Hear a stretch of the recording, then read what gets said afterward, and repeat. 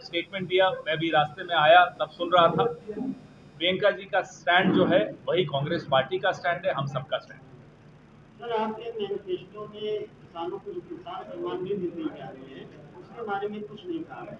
हमने बहुत स्पष्ट कहा, जिस व्यक्ति ने हर मंच पर जाकर झूठ बोला कि किसानों की आय दुगनी कर देंगे 2022 तक, 2022 गुजरा, 24 तक आ गए, किसानों की आय दुगनी नहीं हुई, आयु आधी हो गई, आत्महत्या करने पे मजबूर हो गए।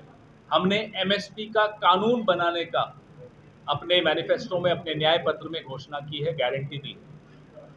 स्वामीनाथन कमेटी की जो रिपोर्ट है, जो अनुशंसाएं हैं, उसके आधार पर हम कानूनी जामा पहनाएंगे एमएसपी की। अगर गठबंधन की सरकार बनती है तो प्रधानमंत्री का चेहरा कौन होगा? चेहरों पे चुनाव नहीं लड़ा जाता, मुद्दों पे चुनाव लड़ा जाता है, और मुद्दों पर ही ये देश इस बार चुनाव लड़ रहा है।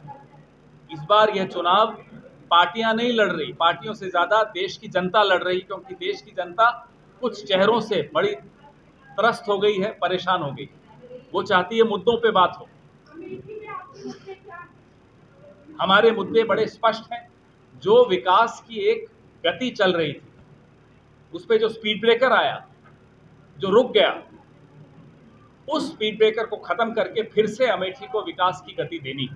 मैंने आपको कुछ उदाहरण दिए, क्या क्या बंद हुआ अमेठी में। अमेठी की जनता को किस तरह से पिछले 5 साल अपमान के घूंट पीने पड़े, अमेठी की अस्मिता पर सवालिया निशान उठाए गए, ये सब खत्म होना आवश्यक है।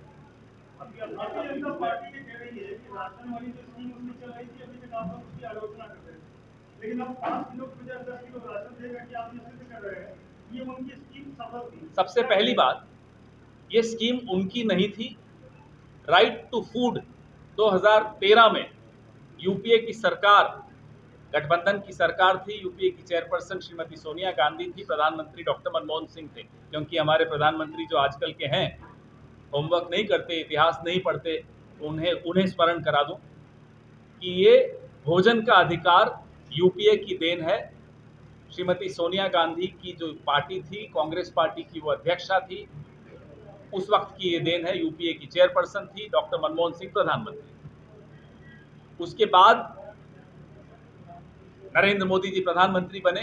एक के बाद एक हमला हुआ हमारी अर्थव्यवस्था पर, हमारे घरों की जो हमारी जेब पर, हमारे घर की अर्थव्यवस्था पर। हर परिवार